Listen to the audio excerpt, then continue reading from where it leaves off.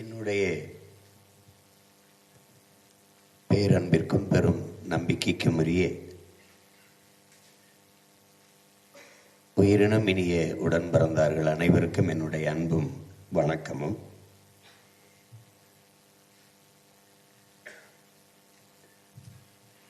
நம்முடைய சட்டப்பாசறை நம்முடைய போற்றுதற்கும் வணக்கத்திற்கும் உரிய ஈகப் பெரும்பாட்டன் கப்பல் ஓட்டிய பெருந்தமிழன் வ.உ. சிதம்பரனார் அவர்களை குறியீடாக கொண்டு இயங்கி வருகிறது. அந்த பெருந்தகைக்கும் நம்முடைய கட்சியின் மூத்த சட்டத்தரணி, நம் எல்லோரினுடைய அன்பிற்கினிய மூத்தவர், நம் அண்ணன் தடா சந்திரசேகர் அவர்களுக்கும் என்னுடைய புகழ் வணக்கத்தை செலுத்துகிறேன். தம்பி திருமுருகன் குறிப்பிட்டது போல இந்த நாட்டில் எண்ணற்ற சிக்கல்கள் மக்களுக்கு கையளிக்கப்பட்டிருக்கிறது, திணிக்கப்பட்டிருக்கிறது. அதிலே நான் அறிந்தவரை போக்குவரத்து தொழிலாளர்கள் என்றால் அவர்களுடைய உரிமை பிரச்சனை, ஊதிய பிரச்சனை, பாதுகாப்பு பிரச்சனை, அதற்கு களத்திற்கு வந்திருக்கிறார்கள். ஆசிரியர் பெருமக்கள் என்றால் அவர்களுடைய பணி நியமனம், பணி நிரந்தரம், அவர்களுக்கான ஊதிய உயர்வு, இதற்காக போராட்ட களங்களுக்கு வந்திருக்கிறார்கள். அப்படித்தான் வேளாண் பெருங்குடி மக்களும் அவர்கள் சிக்கல்கள் என்னவோ அதற்காகத்தான் வருவார்கள். மீனவ சொந்தங்களும் அப்படித்தான், மீனவர்கள் பிரச்சனைக்குத்தான், அவரவர் பிரச்சனைக்குத்தான். ஆனால் சட்டம் படித்த சட்டக்கல்லூரி மாணவர்கள், சட்டம் படித்த வழக்கறிஞர்கள் தான் எல்லா பொது பிரச்சனைக்கும் களத்திற்கு வந்து போராடியவர்கள் அவர்கள் தான். அந்த களத்தில் நானும் நின்றவன் என்கிற முறையில் இதை சொல்வதற்கு உரிமையும் தகுதியும் எனக்கு இருக்கிறது. தமிழில் வழக்காடுகிற உரிமை வேண்டும் என்பது வழக்கறிஞர் பிரச்சனை இல்லை, தமிழ் தேசிய இனத்தின் உரிமை பிரச்சனை. அதற்கும் போராட்டத்தை செய்தவர்கள் வழக்கறிஞர்கள் தான். ஈழத் தாயகத்தில் எம் இன உறவுகள் கொல்லப்படுவது என்பதை தடுத்து காக்க வேண்டியது தமிழர்களுக்கென்று தமிழ்நாட்டில் இருக்கிற ஒரு அரசின் கடமை. பன்னெடுங்காலமாக தமிழ் மக்களின் வாக்கை பெற்று பதவியை அனுபவித்துக் கொண்டு அதிகாரத்தை சுவைத்துக் கொண்டிருந்த அந்த அரசியல் கட்சிகளின் கடமை. ஆனால் எந்த கட்சியும் தன்னலத்தை தாண்டி இனநலம் என்ற பொது நோக்கில் களத்திற்கு வராத போது சட்டம் படித்துக் கொண்டிருந்த மாணவர்களும் சட்டத்துறை வழக்கறிஞர்களும் தான் களத்திலே நின்று போராடினார்கள்.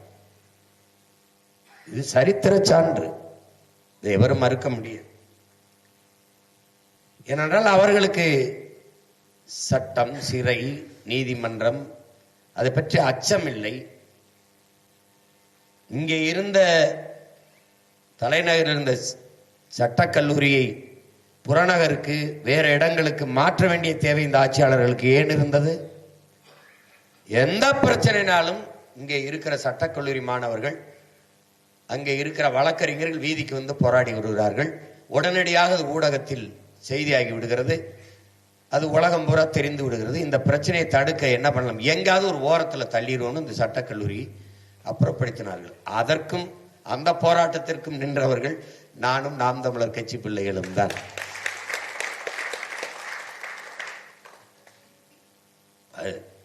அதனால வழக்கறிஞர்கள் மேல் எப்போதும் எனக்கு மட்டுமல்ல, நாம் தமிழர் கட்சி பிள்ளைகளுக்கும், வழக்கறிஞர்களா இருந்தாலும் உங்களுக்கு அந்த பிரிவின் மேலே ஒரு பெரிய பற்றும் மதிப்பும் இருக்கும்.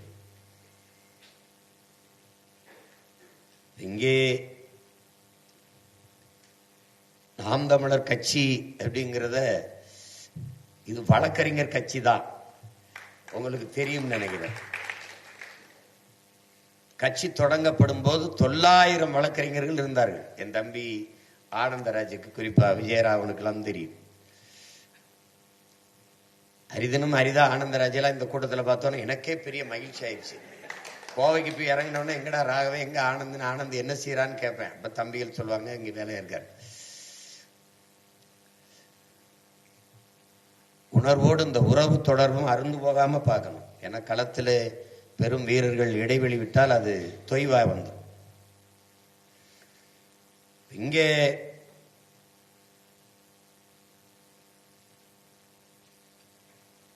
இன்னைக்கு இடையில தம்பி சங்கர் கூட குறைபட்டார். சில வழக்குகளை சரியா நம்ம நடத்தலைங்கிற குறைய அது வரத்தான் செய்யும்.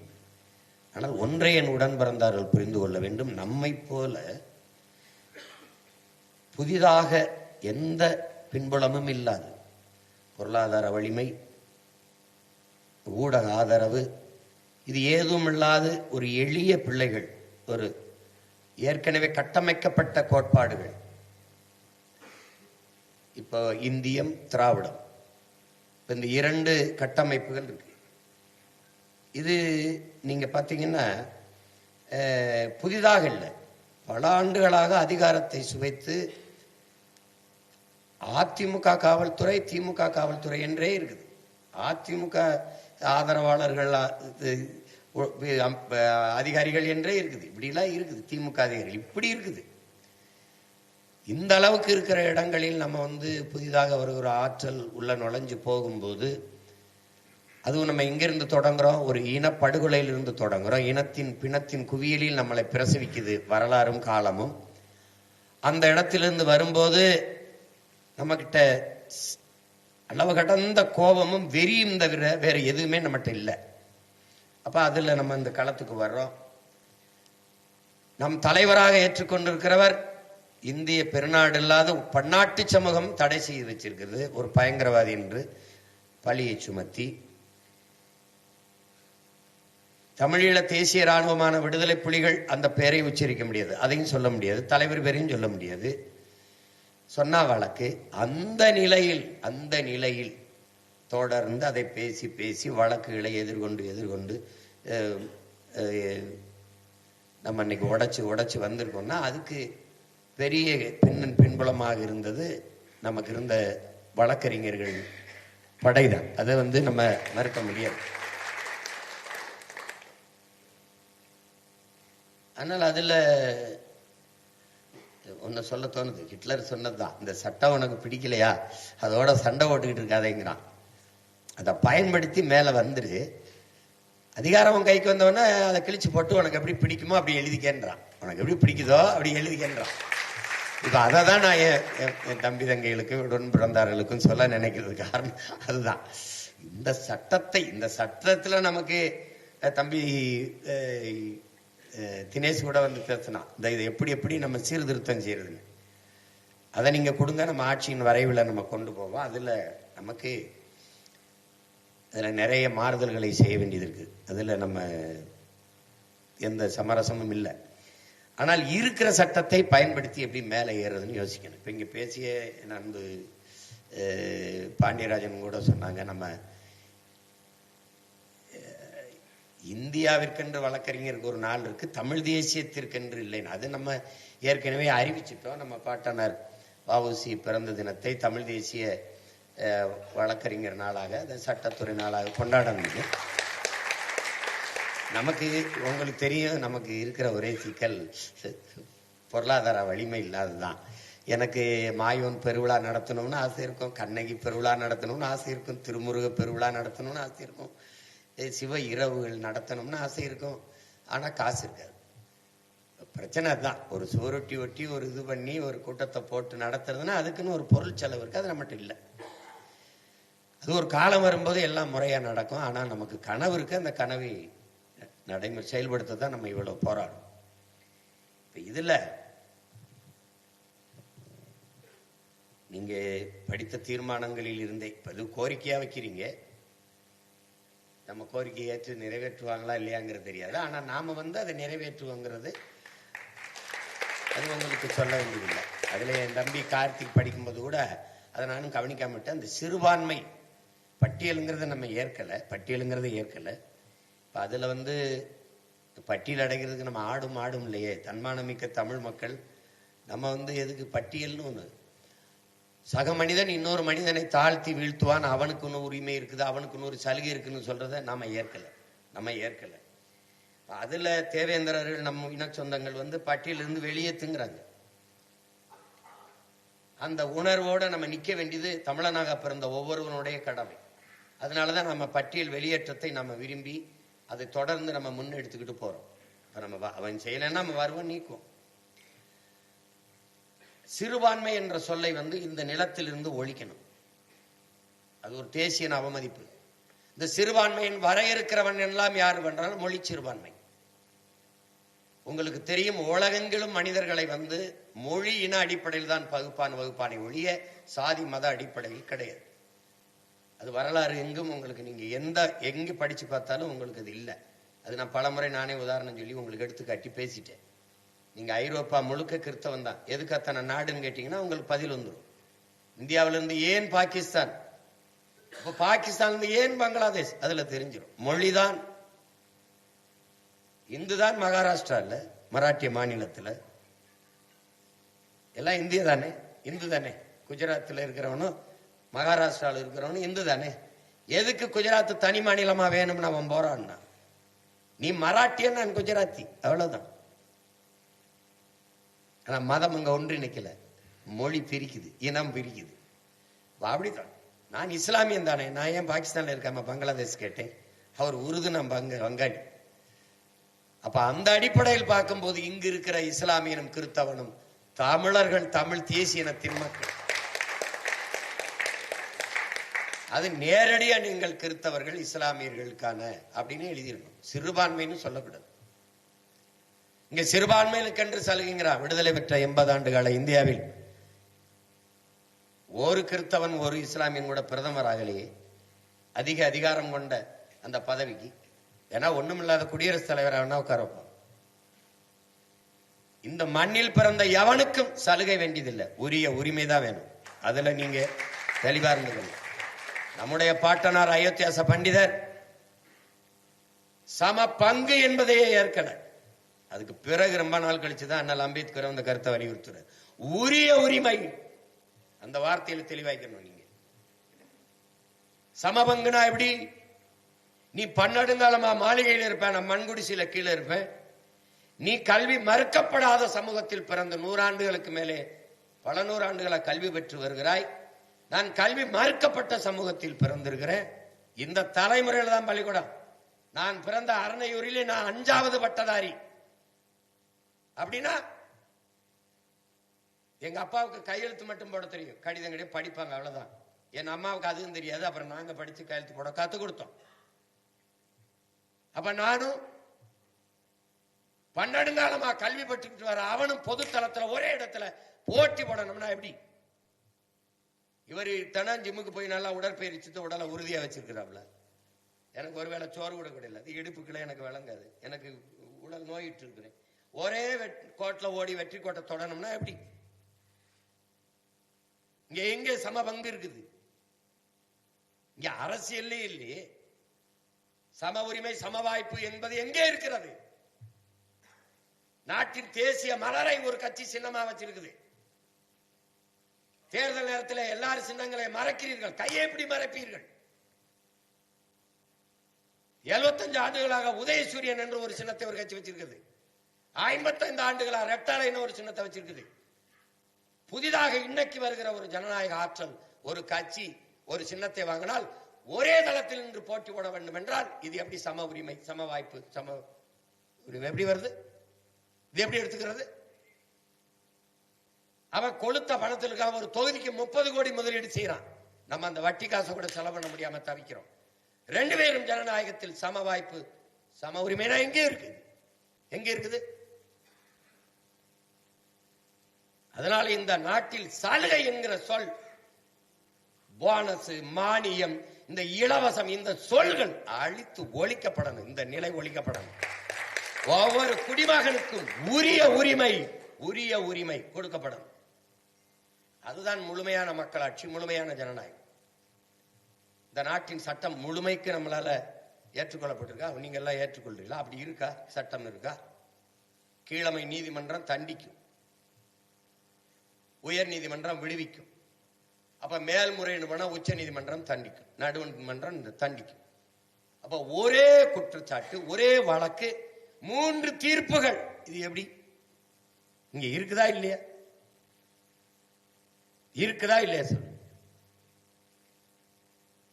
என்னை 2 முறை தேசிய பாதுகாப்பு சட்டத்திலே 90 நாள் 6 மாதங்கள் அடைத்தார்கள்.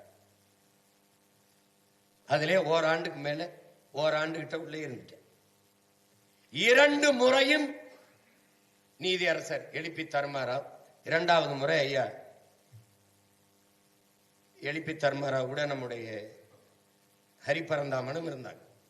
2 முறையும் சீமான் மீது போடப்பட்ட இந்த தேசிய பாதுகாப்பு சட்டம் தவறாக பயன்படுத்தப்பட்டிருக்குது, தேவையற்று அவர் மீது போடப்பட்டிருக்குன்னு சொல்லி என்னைய விடுவித்தார்கள். அப்ப 6 மாசங்கள்ல உள்ள இருந்தது 90 நாள், 95 நாள், 100 நாள். விடுதலை செஞ்சுமே அவன் அந்த ஊர்ல எனக்கு பிணை தராம 10 நாள் இழுத்து 100 நாள் புதுச்சேரியில வச்சிருந்தாங்க. அப்ப நான் இந்த தேவையில்லாம தவறா பயன்படுத்திய அரசுக்கு என்ன தண்டனை? ஓராண்டு நான் உள்ள இருந்துட்டேன், என்னுடைய இழப்பு என்ன? சட்டம் இது. இன்றைக்கு என்ன? இன்றைக்கு அண்ணன் ஏர்போர்ட் மூர்த்தி வழக்குல என்ன? எந்த அடிப்படையில் நீங்க எவ்வளவு நாள் 6 மாசம் உள்ள வச்சு விட்டுற? இப்போ அப்ப அவருடைய இழப்பு, அவர் உடல் நலிவுடுவது, அவருடைய வருவாய் இழப்பு, அவர் குடும்பத்தாரின் துயரம், இதுக்கு யார் பொறுப்பேற்பது? இது எப்படி, எந்த மாதிரியான சட்ட வரைவு? ஒரு நாடு, ஒரு நீதி பொதுநல வழக்கு போகுது, மதுக்கடைகளை மூடுங்க, இது பல குடிகளை, நாட்டின் குடிகளை அழிக்குது அப்படின்ட்டு ஒரு பொதுநல வழக்கு. நீதி சொல்லுது, நீதிமன்றம் என்ன சொல்லுது? நீதி என்ன சொல்லுது? மதிப்புமிக்க நீதி, அரசின் கொள்கை முடிவு. எது அரசின் கொள்கை முடிவு? சாராய கடை நடத்துவது. அதில் தலையிட முடியாது என்று நாட்டின் உயர்ந்த நீதி சொல்லுது. நீட் தேர்வு, அரசு ஒரு கொள்கை முடிவெடுக்குது, இந்த நீட்டில் இருந்து விலக்களியுங்கள் என் மாநில பிள்ளைகளுக்கு. யாரு? அரசு கொள்கை முடிவெடுக்குது. நீட்டு தேர்விலிருந்து விலக்களியுங்கள் என்று நீதிமன்றத்திற்கு வழக்கு அரசே போடுது. அதுக்கு என்ன தீர்ப்பு? அதுக்கு என்ன நீதி சொல்லுது? இல்லை, எழுதுங்கள். மக்கள் குடிக்கிறதில் மக்களே பொதுநல வழக்கு, அதில் அரசின் கொள்கை முடிவில் தலையிட முடியாது என்று சொன்ன நீதி, அரசு ஒரு கொள்கை முடிவு எடுத்துக் கொண்டு போகுது, அதில் தலையிடுது, எழுது என்கிறது. இந்த நீதி போற்றத்தக்கதா தூற்றத்தக்கதா என்பதை சட்டம் படித்த நீங்களே சொல்லு. இது எப்படி எடுத்துக்கிறது? ஒரு மக்களின் பிரச்சனை ஒரு வழக்காகி போகும்போது 10 மாதம் 6 மாத காலம் நிலுவையிலே கிடப்பிலை கிடக்கிற வழக்கு, ஒரு கட்சி, ஒரு அரசியல் கட்சி பொதுக்குழு செயற்குழுவை கூட்டி காலையில் கொண்டு போகுது, இந்த சின்னம் யாருக்குன்னு, இந்த பொதுக்குழு தீர்மானம் செல்லுமா செல்லாதா என்று, மாலையில் தீர்ப்பு வருது செல்லும் செல்லாது என்று. அப்போ எப்படி மக்களுக்கு இந்த விரைவாக இந்த தீர்ப்புகள் வரப்படுவதில்லையே, இந்த அரசியலுக்கு உடனடியாக வருது? அது எப்படி எப்படி எப்படி எடுத்துக்கிறது பாருங்க. பாபர் மசூதி இடிப்பு, பாபர் மசூதி இது, அதுல என்ன வருது? அந்த தீர்ப்புல என்ன சொல்லுது? ராமர் இங்கு பிறந்தார் வாழ்ந்தார் என்பதுக்கு வரலாற்று சான்றுகளோ தொல்பொருள் ஆய்வு சான்றோ இல்ல, ஆனால் நம்பப்படுகிறது. எப்படி சொல்லுது? நம்பப்படுகிறது. அந்த நம்பிக்கையின் அடிப்படையில் தீர்ப்பு. முத்தலாக்கு தடை சட்டம், அது முத்தலாக்கு தடை சட்டம், அதுக்கு எப்படி சொல்லுது? சட்டப்படி தீர்ப்பு. அது ஏன் நம்பிக்கையின் அடிப்படையில் தீர்ப்பு இல்ல? எப்படி இருக்கு இது? அதனால காவல்துறைக்கு சொல்வதுதான் தலைவர் காவல்துறை படையை கட்டிட்டு அந்த காவல்துறை பேரணி நடத்தி வந்து நிற்கும் போது அந்த வீரர்களை பார்த்து தலைவர் சொன்னதுதான், குற்றவாளிகளை பிடித்து கூண்டில் நிறுத்துவதல்ல காவல்துறையின் வேலை, குற்றவாளிகளை உருவாகாத ஒரு சமூகத்தை உருவாக்குவதுதான். அது மாதிரி எனக்கு முன்பு இருக்கிற சட்டத்துறை வல்லுநர்கள், வழக்கறிஞர்கள், இளைய பிள்ளைகள், மூத்த வழக்கறிஞர்கள் எல்லாருக்கும் ஒன்று சொல்லுவான், நம்மளுடைய கனவு என்பது குற்றவாளிகளை உருவாகாத ஒரு சமூகத்தை படைப்பதுதான். வழக்கறிஞரே தேவையில்லை. ஆனால் அறம் சார்ந்த வாழ்க்கைக்கு இச்சமூகம் போய்கொண்டிருக்கிறது.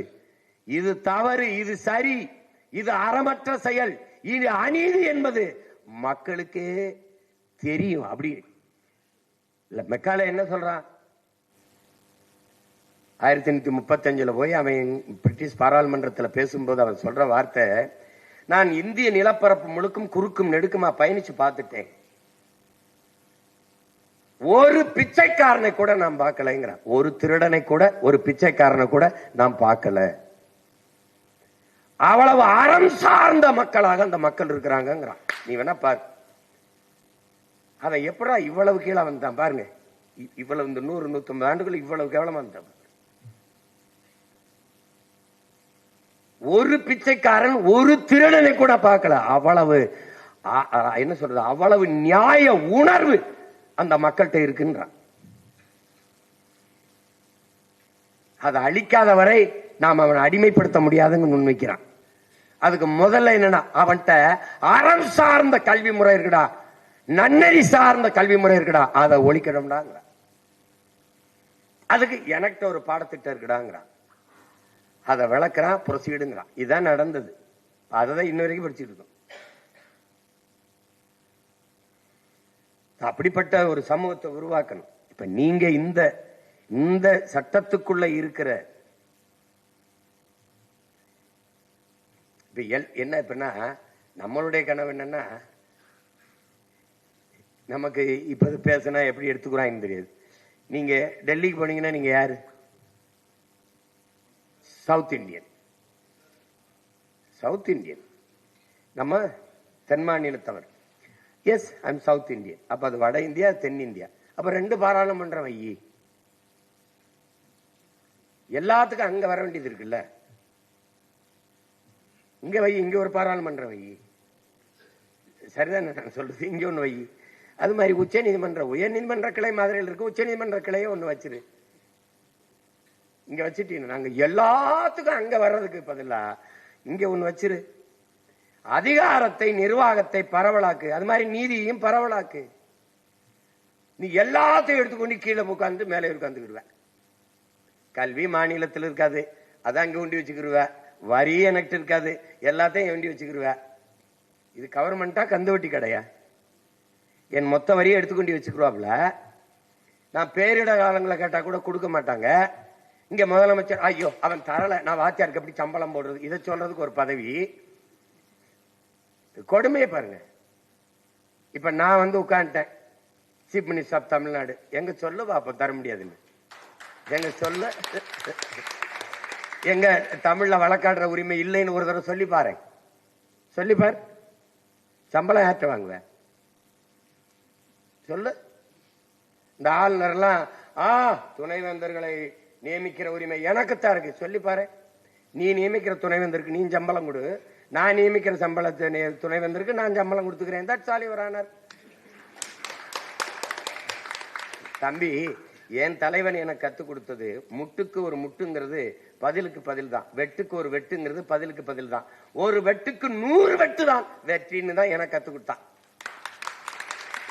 புரியுதா? நீ என்ன செய்யறியோ அதுக்கு எதிர்வினை தான். நீங்க வாங்கன்னா வாங்க, வாடானா என்னடா. இங்க நாங்க அன்புனா அன்பு 1000 மடங்கு, வன்புனா பல 1000 மடங்கு வம்பு. இதான் எங்க பழக்கம். நீ வெட்ட ஓங்கும் போது விழுந்து கும்பிடுற ஈன பிறவியோ இழிசாதியோ கிடையாது. நீ வெட்ட நினைக்கும் போதே வெட்டி முடிக்கிற வீர மறவர் கூட்டம் தான் தமிழ். அதை கணக்கு வச்சுக்கணும். சும்மா அப்படியே இதெல்லாம் இங்க இல்ல. சட்டத்துறைகளில் நிறைய நமக்கு மாறுதல்கள், சீர்திருத்தங்கள் செய்யப்பட வேண்டியது இருக்கு. அதை கொடுங்க, நம்ம வரைவுல கட்டாயம் கொண்டு வரணும். அது இன்னைக்கு இல்ல, நமக்கு அதிகாரம் இல்லை. ஆனா அதிகாரம் வராம போறதும் இல்லை. உறுதியா நம்ம அதை செய்வோம். அதுக்கப்புறம் எதுக்கு இதை தொடங்கணும் என்றால், நம்ம வளர்கிற ஒரு இயக்கத்தின் பிள்ளைகளுக்கு அவர்கள் மீது அவசியமற்று, உங்களுக்கு தெரியும் நம்ம பிள்ளைகள் மீதெல்லாம் அவசியமற்று போடப்படுகிற வழக்குகளுக்கு அச்சுறுத்தி விரட்டணும்னு நினைப்பாங்க. சீமான் பின்னாடி இவ்வளவு இளைஞர்கள், இளைய பிள்ளைகள் போகிறார்களே. இப்ப நீங்க எதுக்கு என்னைய பொண்ணைய மீது நீங்க சரியான நிர்வாகிகள் ஆண் மக்களா இருந்தா அந்த எண்ணெயை யார் மேல போட்டுக்கணும்? மனச்சான்றுபடி சொல்லுங்க, யார் மேல போட்டுக்கணும்? என் மேல போட்டுக்கணும். ஏன்னா என் தம்பி கார்த்தியோ துரைமுருகனோ என் தம்பி விஷ்ணுவோ நான் பேசுறதான் பேசுறான். இசை மதிவான புதுசா ஒன்னும் பேசல. என் பிள்ளையும் நான் என்ன பேசணும்னா அதான் பேசுறான். நீ சரியான என் மேல எண்ணெய போட்டு நீ உட்கார என்னன்னு நீ கேட்க வேண்டியதானே? எனக்கு கேட்ட பலமுறை நீ என்கிட்ட கனடால வச்சு விசாரிச்சுட்ட, அமெரிக்கால வச்சு விசாரிச்சுட்ட, இங்கேயே வச்சு வச்சு விசாரிச்சுட்ட. நாங்கள் அழுத்தம் கொடுத்தால் நீங்கள் என்ன என்ன நினைப்பீங்க அப்படின்னு. நீங்க கொடுக்குற அழுத்தத்துக்கெல்லாம் பயப்படுற ஆள் மாதிரி இருக்கான்னு நான் கேட்டேன். வேணா ராகிட்ட நாங்க உங்களுக்கு அழுத்தம் கொடுத்தா என்ன செய்வேன்? நீங்க அழுத்தம் கொடுத்தா பயப்படுற ஆள் மாதிரி நான் தெரியறேன்னா உங்களுக்குன்னு கேட்டேன். இப்ப இல்ல, 12 வருஷத்துக்கு முன்னாடி. இப்ப நான் கொடுத்து பாருன்னு இருப்பேன். புரியுதா புரியுதா? ஒண்ணுமில்லா 16 வருஷத்துக்கு முன்னாடி பயங்கரவாதின்னு சொன்ன ஒருத்தனை என் தலைவன் தூக்கி நிறுவி அங்கீகரிக்கப்பட்ட கட்சியாக சும்மாவா இருக்கு? எத்தனையோ ஆண்டுகளா வழிபட்ட முருகனை மாத்தி இந்த பேரை வரைஞ்ச முருகன் தான் அன்னைக்கு தெரித்துருவாங்க பாரு. அவன் பார்த்தா இப்ப சங்க இலக்கியத்தில் முருகன் போட்டிருக்கான். நான் வரைஞ்ச முருகன் என்ன பாரு, என்ன பாரு. எந்த பேரும் பாறை உந்துல பின்னாடி ஏன் முருகன், திருமண அழைப்புதல்ல அச்சுல ஏன் முருகன். ஏன் அவன் ஏன் பாட்டேன் ஏன் முருகன் வெள்ளையா இருப்பான்னா அது ஏழா இருப்பானா? என் பாட்டை எப்படா வெள்ளையா இருப்பேன்? அதுல மலைக்காடுகள்ல மலைகள்ல வாழ்ந்தவன் எப்படி வெள்ளையா இருப்பான்? என்னை விட இருப்பான். பிடிச்சு வச்ச கொலக்கட்ட மாதிரி வேலை இப்படி வச்சுக்கிட்டு நிக்க வச்சுக்கிட்டாங்க. அவன் 6 பேக் எல்லாம் இல்ல, அவன் 16 பேக்ஸ் கூட வச்சுட்டு நின்றுப்பான். அவன் என்னத்தையோ ஒண்ணு எழுதி வச்சு எங்களை நம்ப வச்சு அவன் காலத்துல ஏது பொண்ணு நகை அணிகலன் இங்க ஒண்ணு போட்டுக்கிறாரு, இங்க ஒண்ணு போட்டுறாரு. இந்த வள்ளி திருமண நாடகத்திலும் பாத்தீங்கன்னா தங்கத்துல கிரீடம் மட்டும் வருவாப்புல நம்ம முருகன். நம்ம பார்த்தா என்னடா அந்த காலத்துல அவன் தான் சொல்றான், கல்லாயுதம் இருந்த இடத்தில் வேலாயுதம் செஞ்சவன் நான். முத தப்பு தப்பா கற்பிச்சு வச்சு நம்மளை காலி பண்ணிட்டானுங்க. அப்ப அதுல வழக்கறிஞர் பாசறை நமக்கு ஒண்ணுன்னா நம்ம கட்சி பிள்ளைகளை தொட்டா நம்முடைய வழக்கறிஞர் பாசறை வரும் என்கிற நம்பிக்கையை கொடுத்துட்டா. ஆனால் நீங்க செய்யலன்னு நான் சொல்லல, செய்யறீங்க, இன்னும் சிறப்பா செய்யணுங்கிறதா. அதை இந்த கூடல் அடிக்கடி கூடி எனக்கு ஒன்றுனா என் தம்பிமார்கள் எங்க இருந்தாலும் எனக்கே வருத்தமா இருக்கும். நன்மாரெல்லாம் எங்க இருந்தாலும் வருவான். இந்த விஜயராக இந்த வழக்கனை எதுக்கும் பேச மாட்டான். வழக்கனை முத்தோர அது அப்படி போட்டாங்க, அதை நீங்க வந்துருங்க, காலையில வந்துருங்கன்னு. இந்த வழக்கனை அவன் என்னை கூப்பிட்டுருவான். அப்படி அண்ணனுக்கு நிற்பது போல என் அன்பு உடன் பிறந்தார்கள் நம் கட்சி பிள்ளைகள். நேற்று கட்சியிலே சேர்ந்தவனாக இருந்தாலும் அவனுக்காக நிக்கணும். அதுதான் நாம் தமிழர் கட்சியின் சட்டப்பாசனம். ஏன்னா தலைவரை பொறுத்த வரைக்கும் உங்களுக்கு தெரியும், நீ என்னவாவும் இரு அந்த கோட்டுக்குள்ள, என் நாட்டுக்குள்ள வரும்போது தமிழனாரு. நீ அங்க என்னவாவிரு, எந்த சாதியாவரு, எந்த மதமாவரு, எனக்கு அதை பத்தி கவலை இல்லை. இங்க நீ தமிழன். அப்படி வந்தாவா, அப்படி வர வச்சதுனாலதான் 35 ஆண்டுகளாக அந்த படையை உறுதியாக வைத்து அவரால் சண்டை செய்ய முடிஞ்சது. அதேதான் இங்கேயும். அதே மாதிரி அவருக்கு தலைவருக்கு 2 சீருடை என்றால், நேற்று இயக்கத்தில் சேர்ந்தவன் எடுத்தோடனே உடுப்பு கொடுக்க மாட்டாங்க. பயிற்சி முடிச்சு களத்துக்கு போகும்போதுதான் சீருடை. சீருடைக்குன்னு ஒரு தகுதி. அப்படி கொடுக்கும் போது அவனுக்கு 2 சீருடை தான். மற்றவர்களுக்கும் தலைவனுக்கு இருக்கிற ஒரே வேறுபாடு, மற்றவர்கள் ஒரே ஒரு குப்பி உயிரை உருக்கி விஷக்குப்பிக்கள் அடைத்து வைத்த சாய்நடு குப்பி என்றால், நம்முடைய தலைவன் 2 குப்பி போட்டிருப்பான். ரெட்டை கயிறு போட்டிருக்கான். பாத்துக்க, எந்த சூழலிலும் எதிரி இடத்திலே என் உயிர் சிக்கிவிடக் கூடாது என்பதுதான். உங்களுக்கு தெரியாது பாருங்க, சொல்றேன் பாருங்க. இப்படி பேசிட்டு இருக்கும்போது எங்க அண்ணன் சொல்றாப்புல, எனக்கு படிப்பிக்கும் போது தலையே போனாலும் தகவல் வெளியில போகக்கூடாது, தகவல் வெளியில கொண்டு போற மாதிரி ஆட்கள் உங்கள் அருகில் இருக்கக்கூடாது. எனக்கு சொல்றாப்புல, தலையே போனாலும் தகவல் வெளியில போயிடக்கூடாது. அது ராணுவ அரசியலுக்கு சரி, மக்கள் அரசியல். எனக்கு படிப்பிக்கும் போது அது சொல்லும்போது நான் சிரிக்கிறேன். தலையே போனாலும் தகவல் வெளியில போகக்கூடாது, அப்படிப்பட்ட ஆட்கள் அருகில் இருக்கணும்னு. எங்க அண்ணன் மட்டும்தான் செல்லம்மா அவர்கிட்ட பேசுவாப்புல, பொட்டண்ணன் மட்டும். மற்றவங்க எல்லாம் அமைதியா இருப்பாங்க. அண்ணன் வயதை ஒத்தவர், அவர் மூத்தவர் கூட பேச மாட்டாங்க. இவரு பேசுவாப்புல, எடுத்து கொடுத்துருவா. என்னட்டு சொல்ல கேட்க சொல்றாப்புல, தலையே போயிட்டா தகவல் எப்படி வெளியில போகும் அப்படின்னு கேட்க சொல்றாப்புல. அப்படி கேளு அப்படின்னு. தலையே போயிட்டா அப்புறம் எப்படி தகவல் வெளியில போகும் அப்படின்னு சொல்ல இவரு. அந்த தகவல் தான் வெளியில போக கூடாதுங்கிற. எப்படி சொல்றாரு பாருங்க. தலையே போனாலும் எப்படி தலையே போயிடுச்சுங்கிற தகவல் கூட வெளியில போக கூடாதுங்கிறப்ப எப்படிப்பட்ட ஆளு பாருங்க. அந்த மாதிரி ஆளு நம்ம. எப்படிப்பட்ட பூனகிரியில சண்டை நடக்குது. அண்ணன் தமிழ்ச்செல்வனுக்கு கால் போயிருது, ஒரு கால் போயிருது, அந்த சண்டையில தான் போயிருது. இன்னொரு போராளிக்கும் பக்கத்துல கால் போயிருது. காடே அதிர்ற மாதிரி அவர் கதறி அழுகிறாப்ல, வலி தாங்க முடியல. அண்ணனுக்கும் கால் போயிருச்சு. இந்த காலோட இழுத்துக்கிட்டு அந்த கதறிக்கிட்டு இருக்கிற தம்பிக்கிட்ட போறாப்ல. போய் இதை யார் சொல்றாப்ல, எங்க அண்ணன் சொல்றாப்ல, உங்க ஆளு எப்படிப்பட்ட ஆளுன்னு. அவனுக்கு இருக்கிற நகைச்சுவை உணர்வு அவ்வளவுன்னு சொல்லி சொல்றாப்ல. தமிழ்ச்செல்வன் நான் போகும்போது இறந்து 90 நாட்கள் ஆயிருது. ஆனாலும் அவரு அதை நினைவூட்டுறாரு. இது எப்படின்னா, இப்படி கிட்ட போயிட்டு அல்லாத அழுகிற, ஐயோ அண்ணா கால் அண்ணா கால் அப்படின்னு. இவருக்கு கால் போயிருச்சு, எனக்கு தானடா போயிருச்சுன்னு அவர் சொல்லல. அல்லாத அங்க பாரு, அவனை பாரு, தலையே போயிருச்சு, அழுதுகிட்டா இருக்கேன் அப்படின்னு.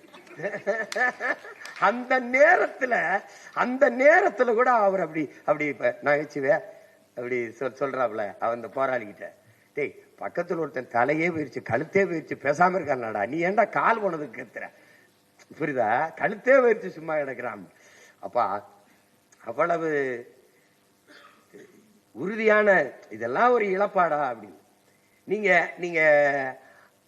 உங்களுக்கு தெரியும்,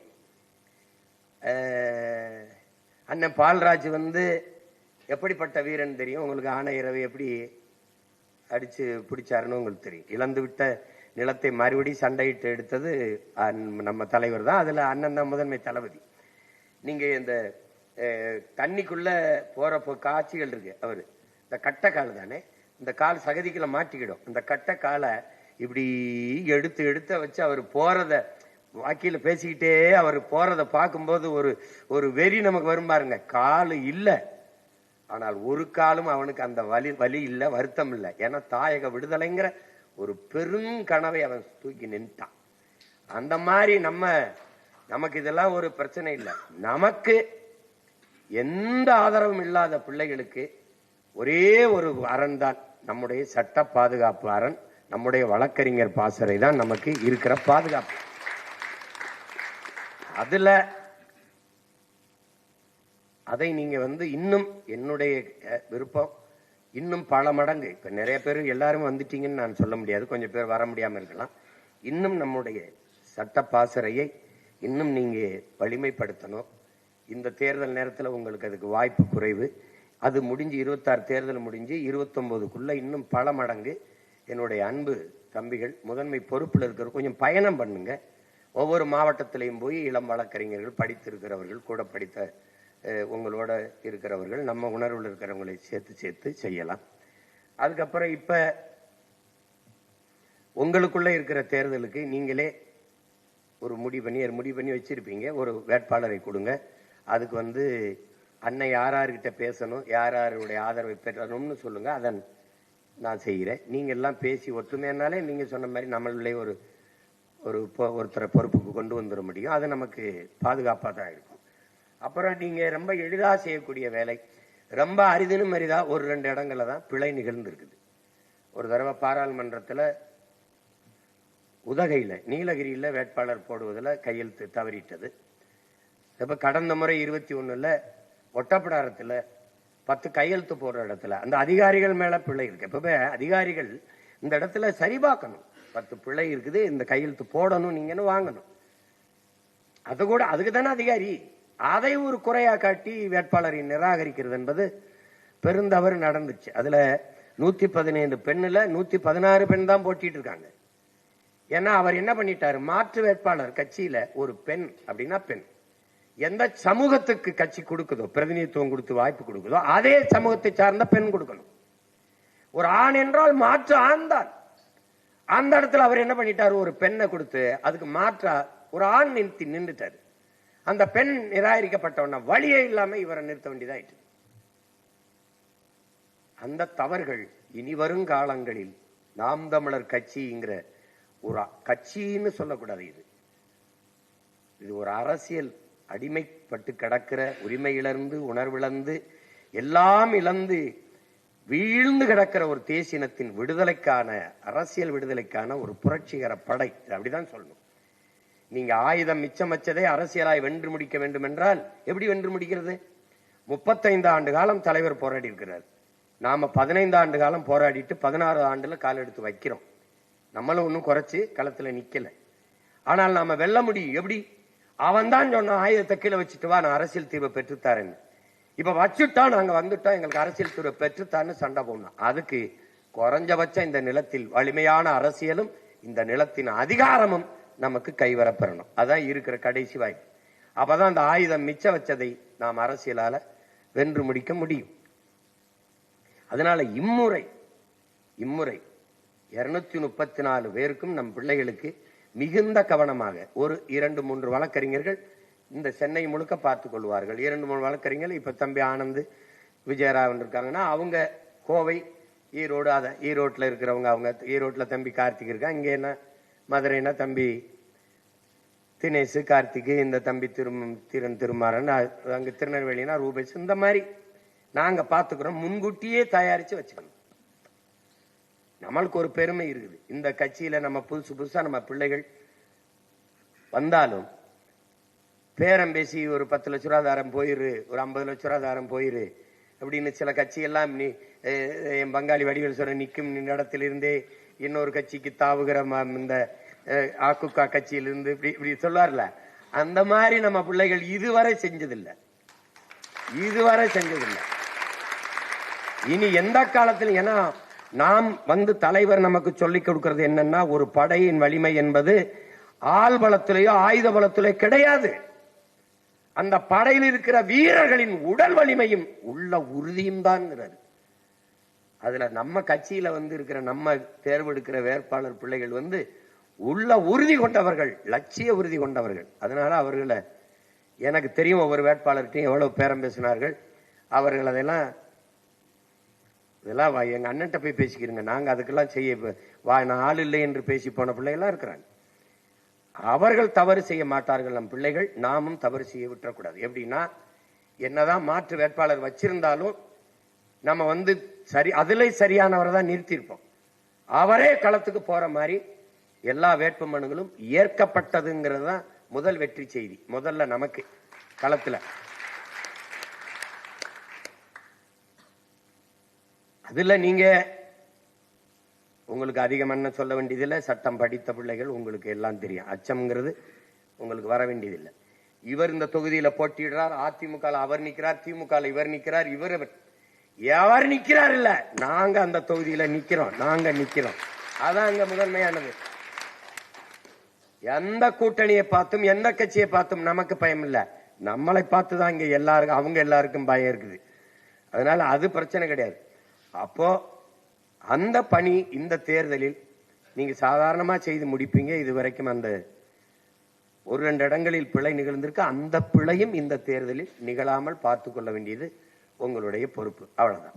அதுக்கப்புறம் வழக்கறிஞர்களுக்கு உள்ள நடக்கிற தேர்தலுக்கு நாம எல்லாரும் எப்ப நடக்குதுன்னு தெரியல. இதையே ஒரு கலந்தாய்வா வச்சு கூட நீங்க உங்களுக்குள்ள கலந்து பேசி அது ஒருங்கிணைந்து செயல்படுங்க. அது அடுத்து.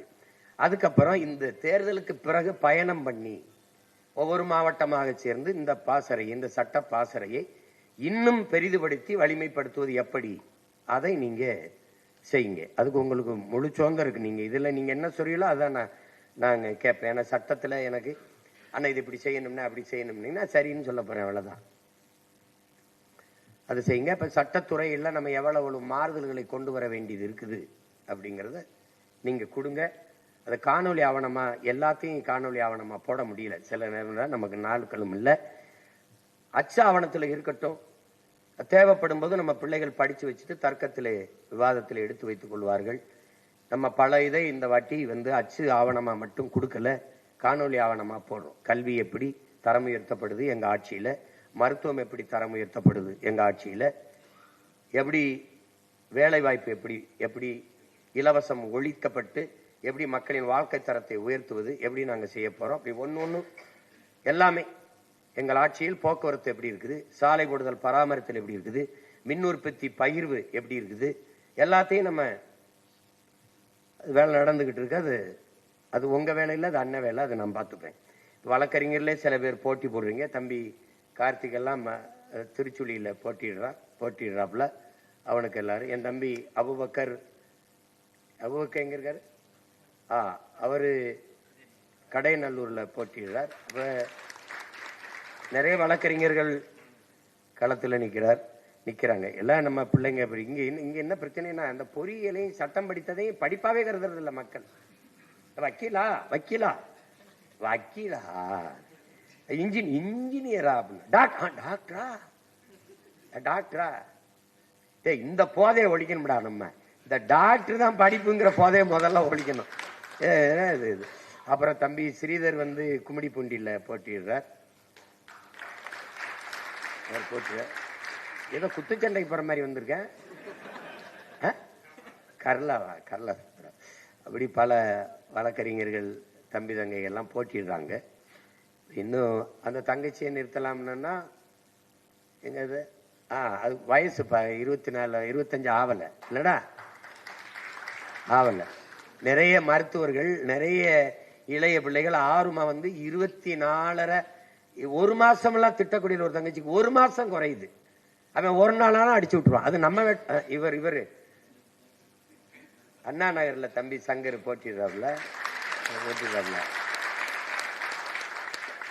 134 பேருக்கு இளைஞர்களுக்கு வாய்ப்பு, அதுல ஒரு தாத்தாவுக்கு வாய்ப்புங்கிற மாதிரி. அந்த மையாத அடிச்சு தொலைடான்னா அது இது அப்படி போயிருச்சு. கொஞ்சம் கருப்பு மிளையமாவது பெப்பர் அண்ட் சால்ட்டா அதை சொல்லுவாங்க, சால்ட் அண்ட் பெப்பர். அது மாதிரியாவது பண்ணி விடுறான்னா கேட்க மாட்டாப்ல. அடையாளமா இருக்கு. சங்கர் தாத்தா. அது மாதிரி வேட்பாளர்கள்லாம் தேர்வு ஆயிட்டது. நம்ம என் மகளை நிறுத்தலாம் நினைச்சேன், யாழினிய. அதுக்கு 24 வயசு ஆகுது, இன்னும் ஒரு வயசு குறையுது. எல்லாம் இந்த மாதிரி நிறைய தகுதியான பிள்ளைகள் தேங்கிட்டாங்க. அவங்க 29க்கு தகுதியா வந்துருவாங்கன்னு நினைக்கிறோம். நம்ம நிறைய சொல்றதுல இல்ல, பெண்களுக்கான சம வாய்ப்பை முறையும் கொடுக்கிறோம். நிராகரிக்கப்பட்ட தமிழ் சமூகங்களுக்கு வாய்ப்பு கொடுக்கிறோம். பன்னெடுங்காலமா இந்திய திராவிட அரசியலால புறக்கணிக்கப்பட்ட தமிழ் சமூகம் இருக்கு, உங்களுக்கு தெரியும் எதுன்னு. அந்த சமூகங்களை எல்லாம் அரசியல் எப்படி சொல்றது, ஒரு சின்ன அங்கீகாரம் கூட தரல. அந்த மக்களின் வாக்கை மட்டும் பறிச்சுக்கிட்டு இவங்க அப்படி நம்ம செய்யல. நம்ம கிட்ட சாதியோ மதத்தையோ பார்த்துட்டா முடிஞ்சிடும், கதை முடிஞ்சிடும். அதனாலதான் நம்ம சொல்லிடுறோம், நீங்க சாதி பார்த்து போட்ட ஓட்டு எதையும் ஜாதிக்கல, அப்படி மதம் பார்த்து போட்ட ஓட்டு எதையும் மாத்தல, அதனால கொஞ்சம் மனச மாத்தி நல்ல மனுஷன் பார்த்து போடுங்க ஓட்ட, கொஞ்சம் மாத்துங்க நாட்ட. அப்படின்னு நம்ம இந்த மாதிரி நிறைய பாடல்களை இட்டுக்கட்டி வச்சிருக்கோம். நான் சொல்லுவேன்ல, சிவநாட்டத்தை பார்த்திருக்க, நீ சீமா நாட்டத்தை பார்க்கலன்னு செதறிடுவான். எல்லாருக்கும் வேண்டுகோள் என்னன்னா, இந்த தொடக்க நாள்ல பேசுற மாதிரி கடைசி நாள் வரைக்கும் என் தொண்டை ஒத்துழைச்சிடணும். அதுதான் இங்க இருக்க பிரச்சனை. அது பாட்டுக்கு தொண்டை கட்டி புண்ணாகி போன பிறகு அண்ணா ஒரு பாட்டும்பா கூட்டத்துல, அதுதான் பெரிய பாடா இருக்கும்.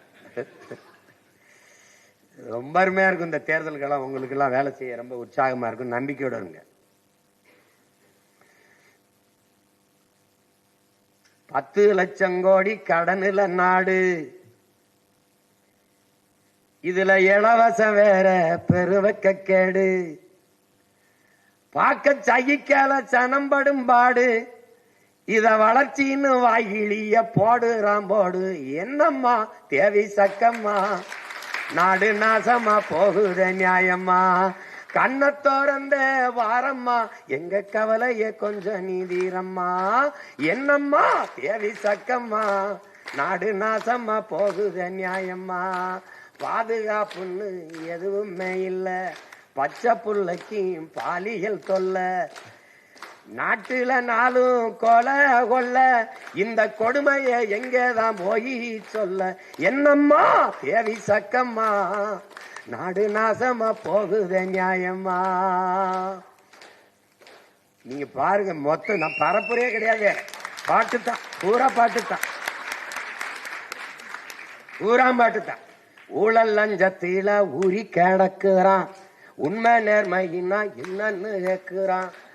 அட ஓட்டுக்கு காசை வாரி இறக்கிறான், உழைக்கும் மக்களைத்தான் வயிற்றில் அடிக்கிறான். என்னம்மா தேவி சக்கம்மா வச்சு வெளுத்து விட்டுருவோம். பேசாம இருங்க, எதை பத்தியும் கவலைப்படாத, எதை பத்தியும் கவலைப்படாத. இது ஆட்டமே நம்ம கையில தான் இருக்க போகுது.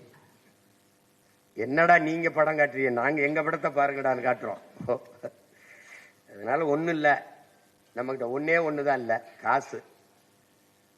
நம்மள்கிட்ட உலகத்திலே சிறந்தது ஒன்று இருக்கு, கருத்து. நாம ஒரு தேசிய இனத்தின் பிள்ளைகள். நம்ம மண்ணில இருந்து எடுத்து வைக்கிற அரசியல் நம்ம மாநில மக்களுக்கு, நம்ம மக்களுக்கு மட்டும் இல்ல, உலக பொதுமைக்கு. தண்ணி இல்ல பூமிக்கு இல்லைன்னு சொல்றது உலக பொதுமைக்கு. காற்று கரித்துகள் ஆயிடுச்சு, கந்தக தூசாயிருச்சுங்கிற உலக பொதுமைக்கு தான். புவி வெப்பமாகுது, தடுக்கணும், பருவநிலை மாறுதுங்கிறது உலக பொதுமைக்கு தான். அப்படி உலக பொதுமைக்கு அரசியலை தமிழர்களால் மட்டும்தான் முன்னெடுக்க முடியும். ஏன்னா இவன் மட்டும்தான் யாதும் ஊரே யாவரும் கேளீர் என்றவன், பிறப்பு ஒக்கும் எல்லா உயிர்க்கும் என்றவன். நமது முன்னவர்கள் வள்ளுவன், கபிலன், கம்பன், இளங்கோ எல்லாம் உலகு உலகு உலகு என்று உலகம் தழுவி நேசித்த குடி தமிழ் குடி மட்டும்தான். அதனால எதை பத்தி யோசிக்காம களத்துக்கு போங்க, களத்துல நிக்கிறவர்களோட நில்லுங்க, ஒற்றுமையா இருங்க. நம்மளுடைய கோட்பாடு உடலினை உறுதி செய், அறிவை விரிவாக்கு, கொள்கை வகுத்தினில் கூடி செயல் செய்ய பழகு, நாம் தமிழர். இதுதான் நம்முடைய கோட்பாடு. அதை மனசுல வச்சுக்கிறீங்க. சட்டம் படித்த சட்ட பாதுகாப்பு ஒண்ணுதான் வளர்கிற ஒரு அரசியல் இயக்கத்திற்கு பாதுகாப்பு. அந்த பாதுகாப்பு என்றைக்கும் இருக்கிறது என்று நம் தம்பி தங்கைகளுக்கு நீங்கள் உறுதியை கொடுத்து கொண்டே இருங்க. உனக்கு ஒன்றென்றால் நாம் தமிழர் கட்சியின் சட்ட பிரிவு உன் பக்கத்துல நிற்கும் அப்படின்ட்டீங்கன்னா அதை எதுக்கா அச்சப்பட மாட்டோம். நம்ம கொலை செய்ய போகல, கொள்ளையடிக்க போகல, வளர்த்து திருட போகல. மக்களின் பிரச்சனைக்கு தீர்வு கேட்டு போராடதான் நம்ம பிள்ளைகள் போவாங்க. அதனால நீங்க தொடர்ந்து செய்யுங்க. நமக்கான காலம் உங்களுக்கு தெரியும். உணர்ச்சி பாவலர் காசி ஆனந்தன் அவர்கள் எழுதியதிலே தந்தை செல்வா அவர்களை காலம் உருவாக்கிய தலைவன் தந்தை செல்வா அவர்கள், காலத்தை உருவாக்கிய தலைவன் நம் உயிர் தலைவன் மேதகவி பிரபாகரன் அவர்கள். நாம் காலம் வரும் என்று காத்திருக்கவில்லை, நமக்கான காலத்தை உருவாக்கி கொண்டிருக்கிறோம். அந்த காலம் 2026 தொடங்குகிறது. அதனால்தான் 2026 படைப்போம் புதிய அரசியல் வரலாறு என்ற முழக்கத்தை முன்வைக்கிறோம். இப்ப உங்களுக்கு முன்னாடி இருக்கிற ஒரே பணி மாநாடு. தமிழர் இனத்தினுடைய ஒரு பெரிய எழுச்சி இதுல காட்டணும். அடிபட்ட புலியும் அடிமைப்பட்ட இனமும் எழுச்சி கொண்டால் எவனும் எதிர் நிற்க முடியாதுங்கிறார் ஐயா இறையன்பு. நாம் அடிபட்ட இனமும் அடிமைப்பட்ட இனம் மட்டுமல்ல, அடிபட்ட புலியும் கூட. அப்ப நாம் எழுச்சி வரும்போது எவ்வளவு பெரிய எழுச்சி என்பதை காட்டணும். சாதிக்கு கூடிவிட்டான், மதத்திற்கு கூடிவிட்டான், சாமிக்கு கூடிவிட்டான், கட்சிகளுக்கு கூடிவிட்டான். ஆனால் தான் பிறந்த இனத்திற்கென்று தமிழன் இப்படி கூடுவான், மான உணர்வோடும் இன உணர்வோடும் கூடுவான் என்பதை காட்டணும். வழக்கறிஞர் என்றால் உங்களோடு படித்தவர்கள், பணி செய்கிறவர்கள் வேற அரசியல் கட்சியில் இருந்தாலும், நம்ம அரசியல் கட்சியில் ஈடுபாடு இல்லாதவர் இருந்தாலும் ஒரு முறை வா, ஒரு விழாவாக கருதி வா, ஒரு சுற்றுலாவாக கருதி வா என்று அழைத்து வாருங்கள். நீங்கள் மட்டும் வருவதை தவிருங்கள். குடும்பத்தில் அம்மா, அப்பா, தம்பி, தங்கைகள், உடன் பிறந்தவர்கள், பொண்ணு கொடுத்தவர்கள், பொண்ணு எடுத்தவர்கள், நம் பரம்பரையே வர வேண்டும் என்று. ஏன் வறுமையில் இருக்கிற ஒரு வீட்டை ஒரே ஒரு மகன் உழைத்து வறுமையை போக்க முடியாது. வீட்டில் இருக்கிற ஒவ்வொரு மகனும் உழைக்கணும். அடிமைப்பட்ட நாட்டை, இனத்தை விடுவிக்க ஒரே ஒரு மகன் போராடி விடுவிக்க முடியாது.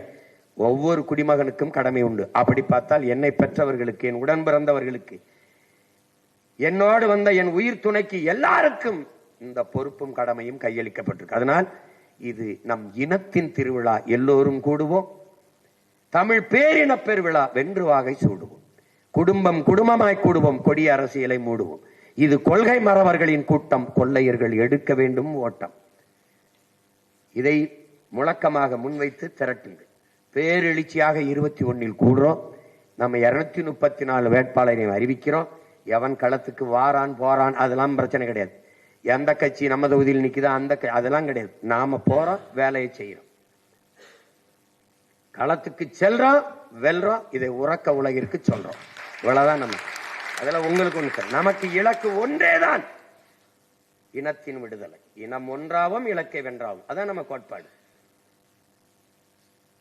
இப்ப தமிழ்நாட்டிலே அதிக செல்வாக்குள்ள கட்சி எது? நாம தான். நமக்கு மாதிரி பேரம் பேசுறதுக்கு எந்த கட்சிக்கும் இப்ப பேரம் நடக்கல. ஆனால் எந்த பேரத்திற்கும் நாம படியறதா இல்லை. ஏன்?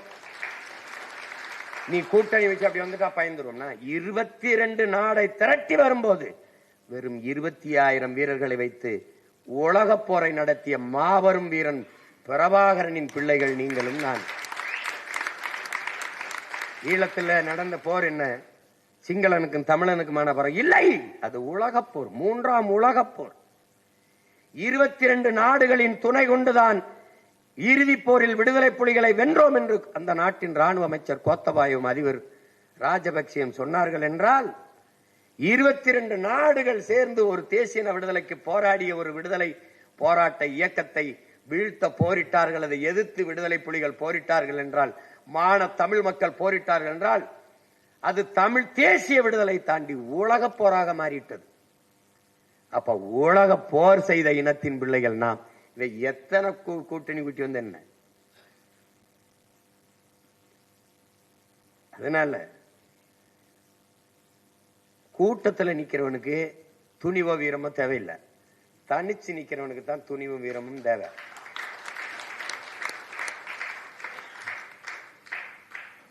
என் பிள்ளைகளுக்கு ஒண்ணு சொல்லுவேன், எத்தனை ஆயிரம் பேரையும் எதிர்த்து நில்லு, ஆனா எவனையும் எதிர்பார்த்து நின்றாத.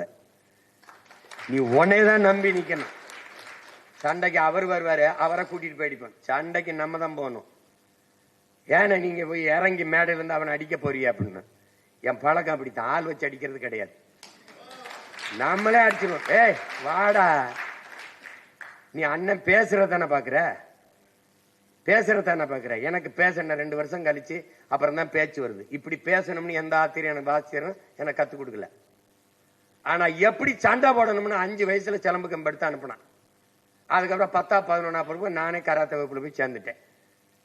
அப்ப இருந்து சண்டை எப்படி போடுறதுதான் கத்திருக்கேன். பேசுறது எப்படி நேரம் கத்துக் கொடுக்கல. அதுவா நம்ம பேசுறோம். அப்ப பேசுறதா நீங்க கேட்கிற, சண்டை எப்படி போடுறேன்னு பாக்கல இல்ல. அதான் அவனை அடிக்க ஒன்னா அவன் பிடிச்சுக்கிறான். விடுறா, ஒரு தடவை அடிச்சு காட்டுறனாலும் கேட்க மாட்டான். அனுமதிக்க கூடாது. இந்த மேடையில கல்லெடுத்து தெரிஞ்சவன அப்படி ஓடி போயிடுறது, சிலம்புறது. போடா போடா, லட்சம் துப்பாக்கி ஊடகத்துக்கு போய் தலைவனை சந்திச்சுட்டு வந்த ஒருத்தனுக்கு இதெல்லாம் ஒரு பயம் அச்சுறுத்தி, இதெல்லாம் ஒண்ணு. போடா, உலகத்துலதான் தயவு செய்து இன்னொரு வழக்கு போட்டு கொஞ்சம் உள்ள வைங்கள பாப்போம். இப்படி கெஞ்சின வேணா சொல்லு, ப்ளீஸ் அரெஸ்ட் மீ, யாரையாவது சொல்லு பாப்போம். அது செய்ய மாட்டேன். அன்னைக்கு நம்ம சின்ன மீன் குஞ்சா இருந்தா பிடிச்சி விளையாடி பார்த்தாப்புல. இன்னைக்கு எத்தனை வலை வீசினாலும் அறுக்கிற திமிங்கலம் ஆயிட்டம் பயந்துட்டாப்புல. போட்டா உள்ள போய் நல்லா படிச்சு, இங்கே அழைப்பு தொல்லை இருக்கு, படிக்க நேரம்ல தூங்கு, நல்லா தூங்கிட்டு நல்லா உடற்பி செஞ்சு நல்லா படிச்சுட்டு மண்டை முழுக்க ஏத்திக்கிட்டு கொண்டே வருவேன். கேள்வியா கேட்கிறானாங்க, அப்படி போட்டு கொண்டு வருவோம். அது தெரியும். அதுக்கப்புறம் அவனை உள்ள வச்சானாங்க, இவ்வளவு வழக்கறிஞர் படையும் மொத்தமா கோர்ட் வாசல் நீங்கன்னா கதை முடிஞ்சிடும். அதனால தைரியமா இருங்க, நமக்கு நம்பிக்கையோடு இருங்க. அதான் ரொம்ப முக்கியம். உங்களுக்கு அண்ணன் என்ன, நீங்க படிச்ச பிள்ளைகள், உங்களுக்கு அதிகம் சொல்ல வேண்டியதில்லை. உங்களுக்கு நம்ம என்ன நோக்கத்துக்கு பயணிக்கிறோம்னு தெரியும். உங்களுக்கு பாதை சரியா இருக்கு தெரியும், பயணம் தெளிவா இருக்கு தெரியும். கொஞ்சம் பயண தூரம் அதிகமா இருக்கு, அவ்வளவுதான். அது இவ்வளவு கடந்துட்டோம். நம்ம ஊர்ல சொல்ல, கடலையே கடந்துட்டோம், கரைதானடா இருக்கு அப்படின்னு. இப்ப கடலையே கடந்துட்டோம், கரைதான். 26 தாண்டி அடுத்த பாய்ச்சலுக்கு போறதுக்கு இடையில எவனுமே நம்ம கூட இருக்க மாட்டான். நீ எழுதி வச்சுக்க, எவனும் இருக்க மாட்டான். அதனால நம்பிக்கையோட நாம தேர்வு செய்திருக்க வேட்பாளர்கள் எல்லாம் சும்மா கோடிட்ட இடத்தை நிரப்பல, ரொம்ப ஆய்வு செய்து, ரொம்ப உறுதித்தன்மையை பார்த்து, அவங்க கல்வி தகுதி பார்த்து, அவங்களுடைய அரசியல் புரிதலை பார்த்து தான் தேர்வு பண்ணியிருக்கு. அதிலே ரொம்ப நல்ல தகுதியான பிள்ளைகளுக்கு வாய்ப்பு கொடுக்க முடியாமல் போயிட்டு, வயது குறைவு, சில இந்த மாதிரியான சிக்கல்கள் வந்தது. அது எல்லாம் சரி பண்ணி அப்படிதான் பண்ணியிருக்கு. ஒரு அரசியல் கட்சி சமூக நீதி அடிப்படையில் கட்சி கட்டமைப்பையும் சரி, வேட்பாளர் தேர்வையும் சரி சமூக நீதி அடிப்படையில் செஞ்சிருக்கு அப்படின்னா அது இந்திய துணைக்கண்டத்திலேயே நாம் தமிழர் கட்சியாக தான் இருக்கும். நீ ஒண்ணுமே செய்ய முடியாது. என்ன நீ பறையருக்கு இந்த தேர்தலில் ஆதி தமிழ்குடி பறையருக்கு சீட்டுன்னு வச்சுக்கோ, தங்கச்சிக்கு இடம்னு வச்சுக்க, படையாச்சி மாவட்ட தலைமையில் இருப்பான். இப்ப நீங்க பறையர் தெருவுக்குள்ள இதுவரை படையாச்சி உள்ள விட்டதில்லை, படையாச்சி போனதில்லை, படையாச்சி தெருவுக்குள்ள பறையர் உள்ள விட்டதில்லை. ஆனால் இது தேசிய இனத்திற்கான தமிழர் இனத்திற்கான கட்சியில என் தம்பி படையாச்சி தம்பி என் தங்கை பறையர் தங்கையை வா தெருவுக்குள்ளேன்னு கூட்டிட்டு போவான், போயிருக்கான், போவான், நீ பாரு போவான். படையாச்சிக்கு இடம் தம்பிக்கோ தங்கைக்கோ பறையர் மாவட்ட தலைமையில் இருப்பான், அவன் வானான் கூட்டிகிட்டு தெருவுக்கு, அம்மா எங்க அண்ணனுக்கு போடு, என் தங்கச்சிக்கு போடு. இதான்டா சமூக மாறுதல். இது நடந்து கொண்டிருக்கு, உனக்கு தெரியாது. நீ என்ன பட்டியலிருந்து வெளியேற்றுறது? தேவேந்திரருக்கு பொது தொகுதியில இடம் பளிச்சுன்னு தெரிகிற இடத்துல நிறுத்து, போட்டா போடுறான், போடலன்னா போறான். சாதி பார்த்துட்டான்னா அப்புறம் நம்ம என்ன சாதிக்க போறோம்? இங்க என்ன சாதிக்க போறோம்? அப்ப நம்ம கோட்பாடே தோக்குது. என்னையே சாதி பார்க்கிற, சாதிக்க துடிக்கிற என் எண்ணத்தை பாரு. நான் எந்த மதம் நேயம் பார்க்கிறேன்? நாங்கள் முன்வைக்கிற மாநிலத்தை பாரு, உயிர்மை நேயத்தை பாரு, எங்க கருத்தை பாரு. ஏன் எங்க நிறத்தை பாக்குற? எங்க கருத்தை பாரு, எங்க கோட்பாட்டை பாரு, உயர்ந்த கொள்கை நிலைப்பாட்டை பாரு. அதை தான் கவனிக்க வைக்கணும் மக்களை, அதை தான் கொண்டுட்டு போகணும். அதனால நீங்க அறிவிக்கும் போது தெரியும் எவ்வளவு அக்கறை எடுத்து ஒவ்வொரு இடத்துலையும் நம்ம கவனமா வேட்பாளரை தேர்வு செஞ்சு நிறுத்திருக்கோம்ங்கிறது உங்களுக்கு தெரியும். அதெல்லாம் நீங்க அதுக்குள்ள குழப்பிக்கிற வேணா, அதெல்லாம் அண்ணன் நேர்த்தி சரியா செஞ்சிருவேன். நீங்க சட்டத்தை பற்றி கவலையே அண்ணன் பட வேண்டியது இல்லை, நாங்க இருக்கிறோம் அப்படின்னு உறுதியை மட்டும் எனக்கு கொடுங்க, அது போதும். இதெல்லாம் இதுவரை சிறப்பா கொண்டு வந்துட்டீங்க. இனி மீதி இருக்கிற காலங்கள்லையும் இதே மாதிரி ஒருங்கிணைந்து உறுதித்தன்மையோட நில்லுங்க. தமிழர்கள் நாம் பழகினப்பட்டதற்கு காரணம், இத்தனை கோடி மக்கள் இருந்தாலும் நம்மகிட்ட உரிமை இல்லை. மற்ற இனங்கள் தனித்தனியாக வாழும், கூடி செயல் செய்யும். தமிழர்கள் ஒற்றுமை ஒன்னாக வாழ்வார்கள், தனித்தனியாக செயல் செய்வார்கள். இதான் இவர்கள்ட்ட இருக்கிற சிக்கல். இவர்களுக்கென்ற அரசியல் வராம போனதுக்கு சிக்கல். அப்ப அதை நம்ம தகர்க்கணும். தகர்த்து நம்ம தமிழ் தேசிய இனத்தின் ஓர்மைதான் அரசியல் வலிமையா மாறும், அரசியல் வலிமை தான் அதிகார வலிமையாக மாறும். அதை நீங்க புரிஞ்சுக்கணும். இங்க பேசிய ஒரு தம்பி தனிமரம் தோப்பாகாது என்று சொன்னார். சரிதான், தனித்தனி மரங்கள் எல்லாம் சேர்ந்துதான் தோப்பாகிறது என்பதையும் நீங்க புரிஞ்சுக்கணும். தனிமரம் தோப்பாகாது, அது எப்படிப்பட்ட உண்மையோ அப்படி தனித்தனி மரங்கள் எல்லாம் சேர்ந்துதான் தோப்பாகிறது என்பதையும் நீங்க புரிஞ்சுக்கணும். அதனால இப்ப தனித்தனியா மரமா இருந்த நாம் இணைந்து தோப்பா ஆயிருக்கோம். அங்கங்கே சிறு சிறு நெருப்பு துண்டுகளாக இருந்த நாம் ஒருங்கிணைந்து பெருநெருப்பாக ஒரு புரட்சி தீயாக தமிழக அரசியல் களத்தில் பற்றி பரவி கொண்டிருக்கிறோம். அதனால இது பிரபாகரன் என்ற பெருந்தி பற்ற வைத்த புரட்சி நெருப்பு, இது பற்றி எரியும், விடுதலை கனவை அடையும். அது வரைக்கும் கவலைப்படாம களத்தில் நில்லுங்க. எந்த சூழ்நிலையிலும் உங்களுக்கு அண்ணன், உங்களுக்கு நீங்க உண்மையா இருக்கிற வரை நான் உங்களுக்கு உயிராக இருப்பேன் என்பதை நினைவில் வைத்துக் கொள்ளுங்கள். மறுபடி களத்தில் சந்திப்போம். இன்னும் ஒரு உரை கலந்தாய்வு செய்யறதுக்கு நமக்கு இது இல்லை. இங்க பேசிய தம்பி எல்லாரும் சொன்னாங்க, ரூபஸ்ல இருந்து தம்பி திருமுருகன்லாம் 7 பேர் விடுதலைக்கு என் தம்பி பிரபு, அங்கிருந்த பாரி, அவங்க எல்லாம் எவ்வளவு அரும்பாடு ஆற்றினார்கள் என்பது தெரியும். எல்லாத்துக்கும் மேலாக என்னுடைய மூத்தவர் ரொம்ப பெரும் முயற்சியை எடுத்தாங்க. ஏன்னா உங்களுக்கு தெரியும், அவருக்கு 26 வயது. அப்போ 26 லட்சத்தை பெட்டியில வச்சு அவர் வீட்டில் வந்து வச்சு இந்த வழக்கை நீங்க நடத்துங்கன்னு அவருக்கே ஒன்றும் புரியலைன்றப்பல, இத்தனை வழக்கறிஞர்கள் இருக்கும்போது ஒரு அவ்வளவு பெரிய இயக்கம், இந்த வழக்கை நீங்கள் நடத்துங்கன்னு ஒரு சின்ன பையனை பார்த்து பெட்டி வச்சுட்டு போனோன்னா, அப்ப இத்தனை பேர் இருக்கும்போது என்னையை தூக்கிட்டு போன மாதிரி தான். அது மாதிரிதான் அது அவரு சாதாரணமா எடுத்துட்டு போக மாட்டாப்புல நம்ம ஆளு, உங்களுக்கு தெரியும். அது இப்ப தெரியும். இப்ப என் தம்பி எல்லாம் சொல்றாங்கல்ல, எல்டிடி பிரபாகரனின் தீர்க்க தரிசனம் சீமான். ஏன்னா அவர் அங்க வச்சுக்கிட்டு இந்த சினிமா டேரக்டரை கூட்டி வச்சுட்டு என்னடா இப்படி இவ்வளவு செல்லம் கொஞ்சம் இப்படி காய்க்கில் வச்சுக்கிட்டு சுட்டு பழகிக்கிட்டு இப்படி பண்ணிக்கிட்டு இருக்காப்ல அப்படின்னு அப்ப தெரியல எங்களுக்கு. அப்ப தெரியல. ஆனா இப்ப தெரியுது ஏன் அவரை தேர்வு பண்ணி கொண்டாந்து நிறுத்தினாருன்ட்டு. இப்ப நம்ம நினைச்சிருந்தா பெரிய வியாபாரம் செய்யலாம். இந்த தேர்தலில் செய்யலாம், போன தேர்தலில் செஞ்சிருக்கலாம், செய்யலாம். ஆனா அது இல்லை. நாம நிக்கிறது நம்ம அரசியல் வியாபாரம் செய்யல, தேசிய இனத்தின் விடுதலைக்கு நம்ம செய்யறோம். அதனால இங்க வந்த கட்சிகள்லாம் அரசியல் விடுதலைன்னு வந்துட்டு அரசியல் வியாபாரம் ஆயிடுச்சு. நாம அப்படி இல்லை. நாம அரசியல் விடுதலைக்கு வந்தவர்கள், அதுல உறுதியாக நிற்கிறோம். அதனால என் அன்பு பிள்ளைகள் எல்லோரும் உறுதியாக நின்று நீங்க இந்த கப்பலை கரை சேர்ப்பீர்கள் என்று நான் நம்புறேன். தலைவர் எனக்கு சொன்னது, இந்த கப்பல் பத்திரமாக கரை சேர்க்கும் என்ற நம்பிக்கையை கொடுத்து விட்டால் மக்கள் தானாக வந்து கப்பலில் ஏறி விடுவார்கள் என்று. இப்ப நாம அந்த நம்பிக்கையை கொஞ்சம் கொஞ்சமா கொடுத்துக்கிட்டு இருக்கோம். இந்த தேர்தலில் முழுமையா கொடுத்துருவோம். ஏன்னா எல்லாருக்கும் தெரியுது இவனுக்கு பேரம் பேசுவாங்க, பேசிட்டு இருக்காங்க, ஆனா அவன் போக மாட்டான்னு தெரியுது. அதுதான் வெகுவான மக்கள் நம் மீது ஈர்ப்பு கொண்டு நம்மளை நேசிக்க தொடங்குவார்கள். இவங்களுக்கு பணமோ பதவியோ ஒரு பொருட்டல்ல, நாடும் நாட்டு மக்களின் நலனும் தான் முக்கியமா இருக்குது. அதனால இந்த பிள்ளைகள் நீங்கள் செய்ய வேண்டியது இந்த மாநாட்டை பேரெழுச்சியாக நடத்தி காட்டணும். நாம நடத்துற மாநாட்டை பார்க்கும் போது, மற்ற கட்சிகள் மாநாட்டை பார்க்கும் போது, மாநாட்டையே இவ்வளவு அமைதியா, இவ்வளவு ஒழுக்கமா, இவ்வளவு நேர்த்தியா நடத்துறாங்களே, அப்ப நாட்டை கொடுத்தால் எப்படி நடத்துவார்கள் என்ற நம்பிக்கையை நம்ம மக்களுக்கு கொடுக்கணும். அதான் இங்க முதன்மையானது.